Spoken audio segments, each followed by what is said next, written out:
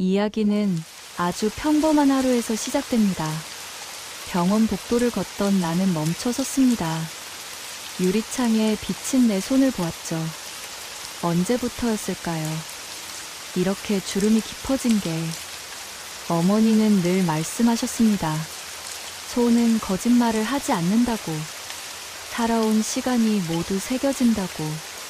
그날 나는 처음으로 깨달았습니다. 내 손이 어머니의 손을 닮아간다는 걸. 진료실 문을 열었습니다. 의사 선생님이 말했습니다. 어머님, 이제 시간이 얼마 남지 않으셨어요. 그 순간 모든 게 느려졌습니다. 시계 소리마저 멀어졌죠. 어머니는 창밖을 보고 계셨습니다.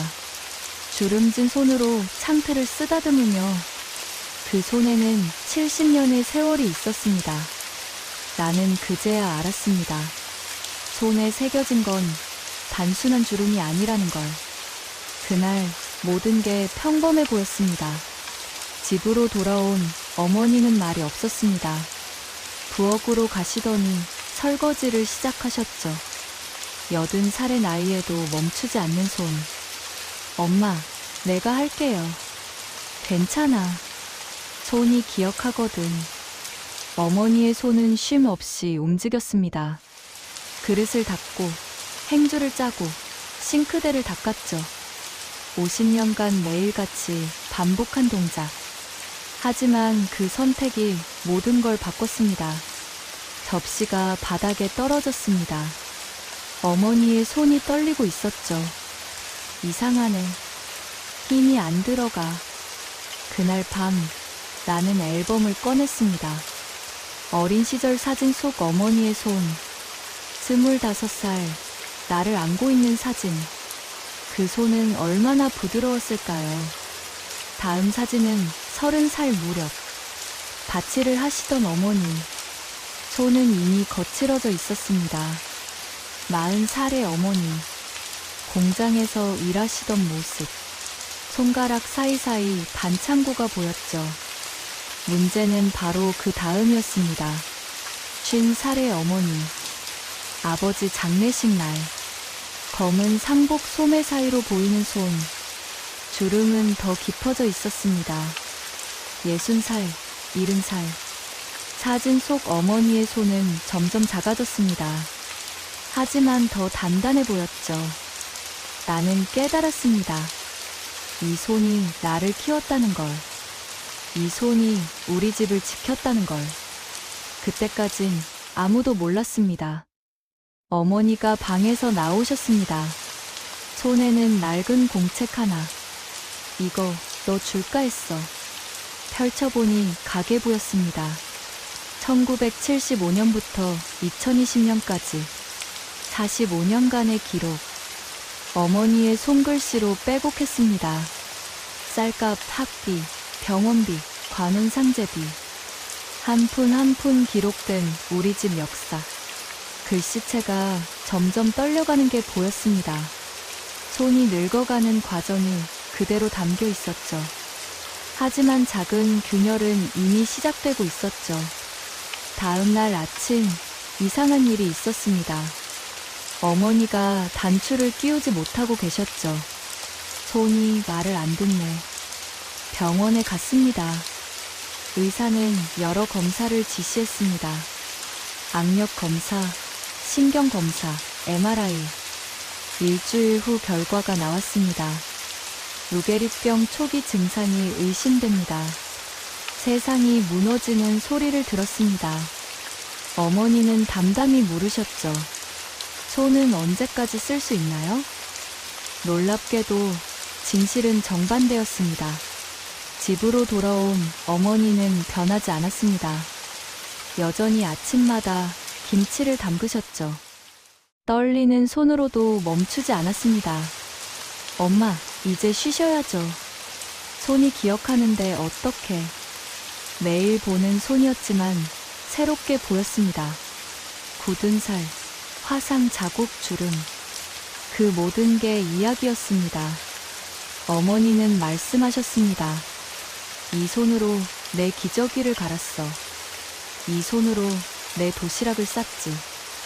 이 손으로 내 학교 가는 걸 봤단다. 하지만 현실은 가혹했습니다. 한 달 후 어머니는 젓가락을 쓰지 못했습니다. 2달 후 수저도 떨어뜨렸죠. 3달 후 물컵을 잡을 수 없었습니다. 나는 어머니의 손을 잡아드렸습니다.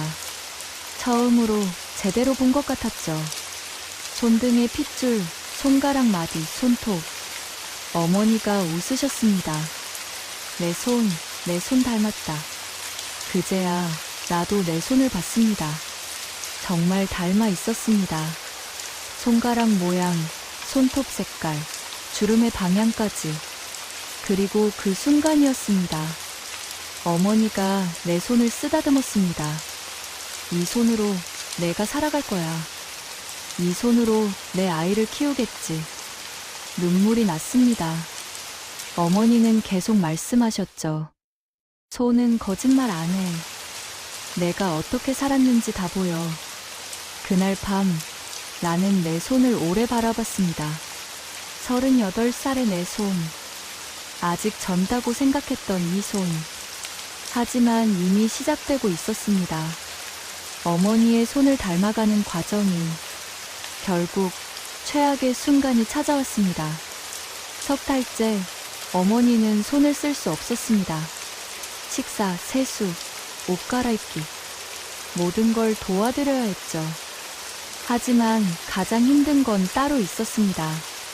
어머니가 손을 보시는 눈빛, 포기와 미안함이 섞여 있었죠. 미안해. 집만 되네. 엄마, 그런 말씀 하지 마세요. 그날 모든 게 달라졌습니다. 어머니가 갑자기 말씀하셨습니다. 내 손 사진 찍어줄래? 네. 왜요? 기억하고 싶어서. 이 손이 뭘 했는지. 나는 카메라를 들었습니다. 어머니의 손을 클로즈업으로 찍었죠. 주름 하나하나가 선명했습니다. 왼손 검지 끝에 작은 흉터. 칼에 베인 거야. 내가 3살 때. 왜요? 진실은 더 아팠습니다. 내가 아파서 죽 끓이다가 서두르다 다쳤지. 오른손 엄지에 화상 자국. 다리미에 데인 거야. 내 교복 다리다가 손바닥 한가운데 굳은 살. 삽질하다 생긴 거야. 내 앞뒤 벌려고. 손가락 관절에 휘어진. 공장에서 일할 때 기계 다루다 보니 더 놀라운 건 그 다음이었습니다. 어머니가 말씀하셨습니다. 이 손으로 행복했어. 후회 없어. 엄마, 정말이야. 이 손이 내 인생이었거든. 나는 처음으로 물었습니다. 엄마는 뭐가 되고 싶으셨어요? 어머니는 한참을 생각하셨습니다. 피아니스트. 정말요? 어렸을 때 꿈이었어. 손가락이 길다고 선생님이 그러셨지. 사진을 보니 정말 그랬습니다. 긴 손가락, 넓은 손바닥, 피아노를 칠 손이었죠. 하지만 운명은 잔인했습니다. 20살에 결혼했어. 21살에 너 낳았고, 피아노는 꿈으로만 남았지. 그날 밤, 나는 피아노 학원에 전화했습니다. 선생님, 부탁이 있는데요.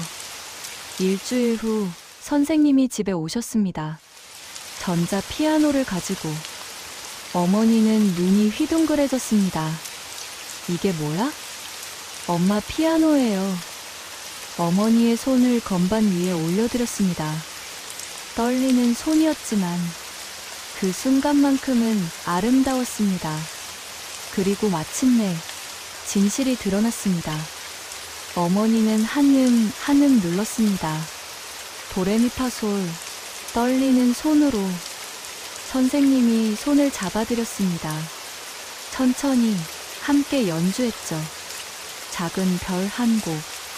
어머니가 우셨습니다. 고마워. 정말 고마워. 그날부터 매일이었습니다. 비록 한 곡도 완성하지 못했지만 어머니는 행복해 하셨죠. 그리고 기적이 일어났습니다. 어느 날 어머니가 혼자 연주하셨습니다. 비틀거리는 손가락으로 작은 별을 끝까지 나는 영상을 찍었습니다. 그 떨림, 그 열정, 그 순간을. 엄마 멋지세요. 손이 기억하더라. 꿈을. 병원에서 연락이 왔습니다. 어머님 상태가 악화됐습니다. 입원하셔야 합니다. 마지막 순간이 다가왔습니다. 병실에서 어머니는 내 손을 잡았습니다. 이제 힘이 거의 없었죠. 하지만 꼭 쥐고 계셨습니다. 내 손 봐. 내 엄마. 이 손으로 살았어. 이 손으로 널 키웠어. 이 손으로 사랑했어. 이제 내 차례야. 내 손으로 살아. 내 손으로 사랑해. 나는 어머니 손에 입을 맞췄습니다. 주름진 손, 따뜻한 손. 평생을 기억할 손. 그리고 그 순간 어머니가 마지막으로 미소 지으셨습니다. 후회 없어. 이 손으로 충분했어. 다음 날 새벽 어머니는 떠나셨습니다. 손을 가슴 위에 포개신 채 평화로운 얼굴이었습니다. 장례식장에서 나는 깨달았습니다. 조문객들의 손을, 어머니처럼 살아온 사람들의 손을, 농부의 거친 손, 간호사의 정성스런 손, 선생님의 부드러운 손, 모두가 이야기를 담고 있었습니다. 주름 속에, 흉터 속에, 굳은 살 속에. 그리고 나는 결심했습니다. 내 손으로 살겠다고. 어머니처럼 당당하게, 후회 없이. 지금 내 손을 봅니다. 38살의 손. 이미 주름이 생기기 시작했죠. 하지만 두렵지 않습니다. 이 손으로 살아갈 이야기들이 기대되기 때문입니다. 이 이야기가 우리에게 남긴 건 손은 거짓말하지 않습니다. 당신이 어떻게 살았는지, 무엇을 사랑했는지, 누구를 위해 헌신했는지 모두 새겨집니다. 주름으로, 흉터로, 굳은 살로. 어머니의 피아노 영상을 볼 때마다 나는 다짐합니다. 후회 없이 살겠다고. 지금 이 순간도 당신의 손은 기록하고 있습니다. 살아온 증거를. 30년 후 내 손도 어머니처럼 주름질 겁니다. 그때 나는 자랑스러울까요? 이 손으로 살아온 삶을. 그 답은 오늘, 지금 이 순간 만들어집니다. 당신의 손에는 어떤 이야기가 담겨 있나요? 가장 소중한 기억은 무엇인가요? 댓글로 나눠주세요. 여러분의 이야기가 궁금합니다. 이런 진심 담긴 이야기가 더 보고 싶다면 구독과 좋아요 부탁드립니다. 알림 설정까지 해두시면 새로운 이야기를 가장 먼저 만나보실 수 있습니다.